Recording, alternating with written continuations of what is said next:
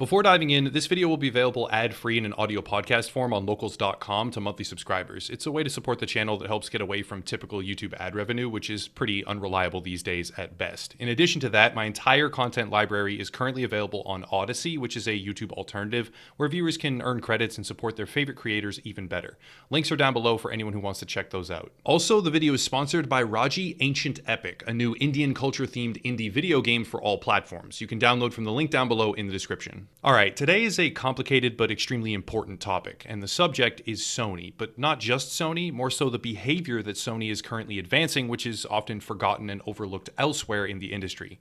Sony happens to be in the limelight for the moment, and rightly so, but the truth is these privacy breaches, this data harvesting, this unadulterated spying, really is what it is, occurs more and more frequently with more and more legal protections each and every day. All of this comes from a recent Terms of Service update, which is now garnering quite a bit of scrutiny from the public. A few days ago, October of 2020, Sony updated their Terms of Service agreement, and some of that language is horrific, alarming, and should be immediately highlighted to any current user of the PlayStation Network services because regardless of where you stand on personal privacy and online digital protection, these guidelines will drastically expand what can be legally obtained, viewed, sold, distributed, or frankly owned by Sony, and the effects of this will be far-reaching and probably somewhat dangerous. Multiple of their complex legal documents were adjusted, so for the sake of time, despite this being a huge amount of information to sift through, much of it with very unique ramifications, I will distill the concept down to what I believe is the rudimentary 2 paragraphs and the central point of contention,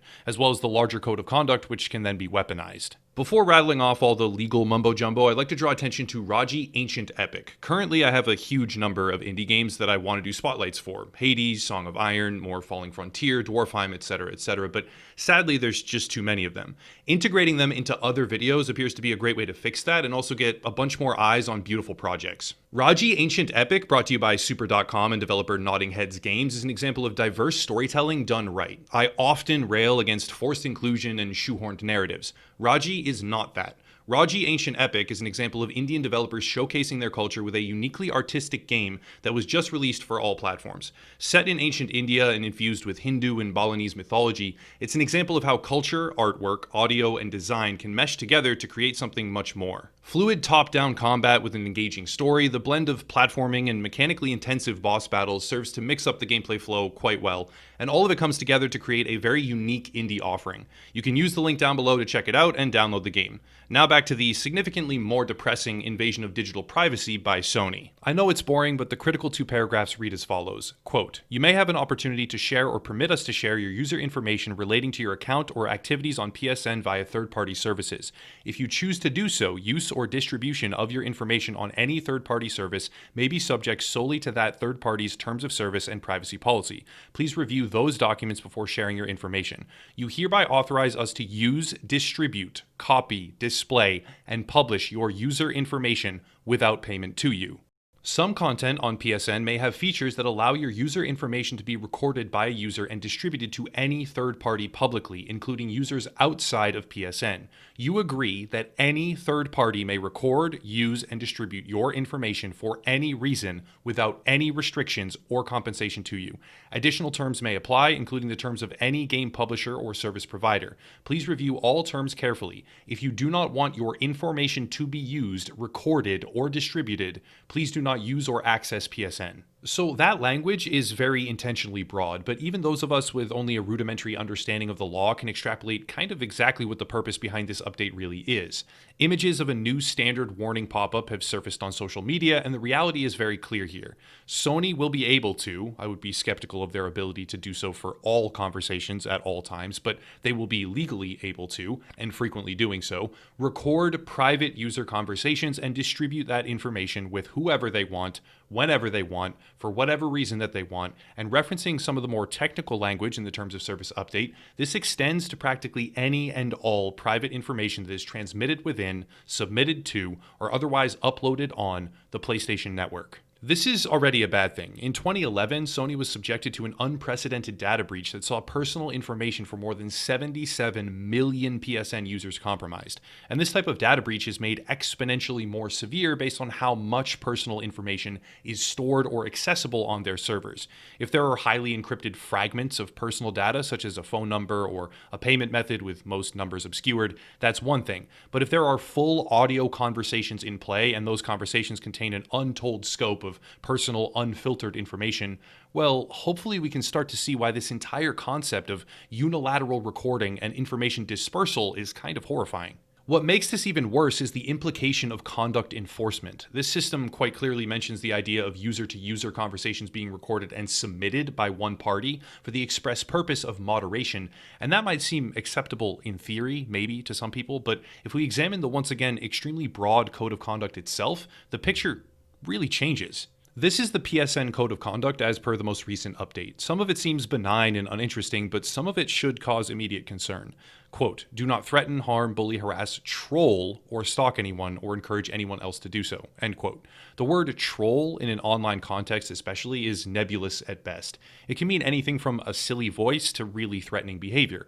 And the idea that users can now record anything and everything or have their conversations recorded for any purpose at any time by Sony themselves to enforce a new community atmosphere where trolling is not allowed, well, we need to think long and hard about what that really looks like, who moderates it, and whether or not this will rapidly deteriorate into a subjective and biased moderation system where banter in a public lobby, for instance, gets heard by the wrong, overly sensitive third-party contractor, and your entire game library is just gone because they don't want you to troll and slap you with a permaban.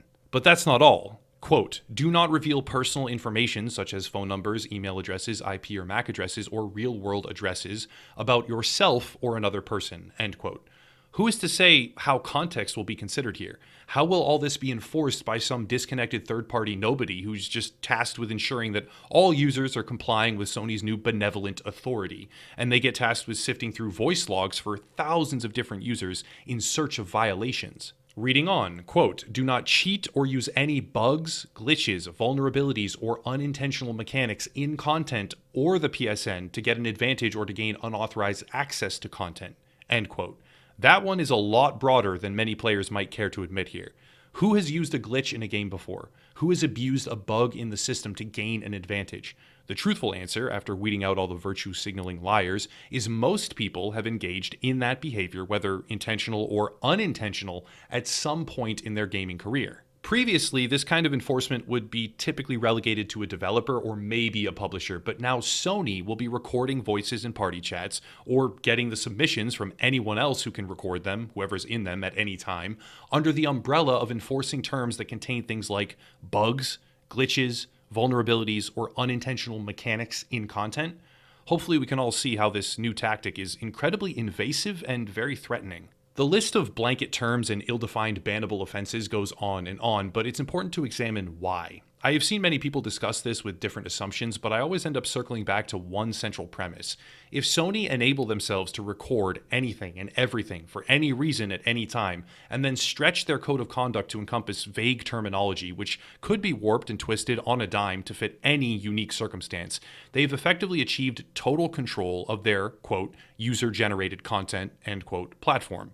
This might seem like a given owing to the fact that they are obviously a private company and can kind of legally do this. It is allowed. But the reality is that this kind of control was not always laid out so effectively. It was, and is, heavily disputed in certain regions by certain groups. And advancing towards that form of control creates an incredibly valuable social and cultural security blanket, as well as the obvious benefit of allowing them to sell unbelievably valuable user data to whoever they want, whenever they want. Sony is embracing the near comical, cartoon-esque definition of authoritarian control. We can record you whenever we want. We can give that recording to whoever we want. We can ban you for whatever we want after recording whatever we want and deciding it violates our ill-defined code of conduct. And all of this with well-established knowledge that their servers are not impregnable. They have had mass data breaches in the past when they didn't record and store this level of personal user information, and even without it, that historical data breach had widespread negative ramifications and effects. At this point, a lot of people might be thinking about the effect that this might have on console generation dominance, but rather than making this some sort of hyper-focused contemporary alarm aimed purely at Sony, I want to end by drawing attention to their competitor, Microsoft. What many people may not know is that Microsoft holds a patent right now for the Kinect, aimed at enforcing digital licensing agreements. But what they almost certainly don't know is that this patent has insane applications.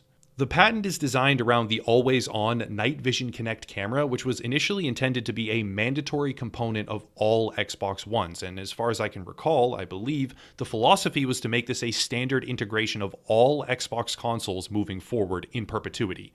That didn't happen, obviously, and it's a damn good thing, but that was the goal. Effectively, this patent is a system by which the Kinect would monitor exactly how many sets of eyes are in the room and enforce digital licensing agreements based on that number.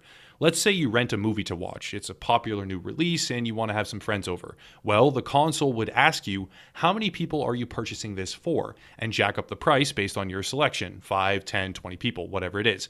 But then, utilizing the always active camera in your home, it would check to see how many people were watching. And if you exceed your paid for threshold, let's say a few kids come over and unexpectedly sit down just for a few minutes to watch while they snack, it would shut down your viewing because you have violated the licensing agreement. That's ridiculous and perfectly demonstrates that neither company, at least not on the topic of data protection at least, are better than the other. The idea of an audio-visual command interface for a console means, as a function of basic deduction, that it must be listening to every single thing you say and watching every single thing you do in order to recognize and respond to your relevant activation commands. Furthermore, in August of 2019, Microsoft was exposed publicly after staff and independent contractors had listened to private recordings from inside user homes. The claim was that this violation of privacy was purely to determine more effective language commands and prevent unanticipated recordings from occurring at all. But even if we buy into that exact narrative, these contractors were listening to in-house private conversations, which could have contained confidential business or medical information, among a host of other potential topics, which should never be listened to by a third-party human contractor, ever. The point is, tech companies all do this. Data is valuable. Control over your player base is valuable, and Sony is merely the most recent in a long list of aggressors when it comes to privacy and digital protection rights for online players in the gaming industry. If you use PlayStation Network, understand that they have just radically changed the format for what they can and cannot legally record and disperse to any third party they want. But that's it. Hopefully this trend of privacy neglect will halt or maybe even reverse in the near future, but sadly I have less than optimistic thoughts on that. If you want to support, there are links down below. Merch, we still have these two newer designs, which I forgot to advertise for quite a long time. There's Locals, Odyssey, and another gaming YouTuber to check out as well. And a link to download Raji Ancient Epic for those who are interested. But I'll cut it there and stop rambling. As always, thank you all for watching, and have a nice night.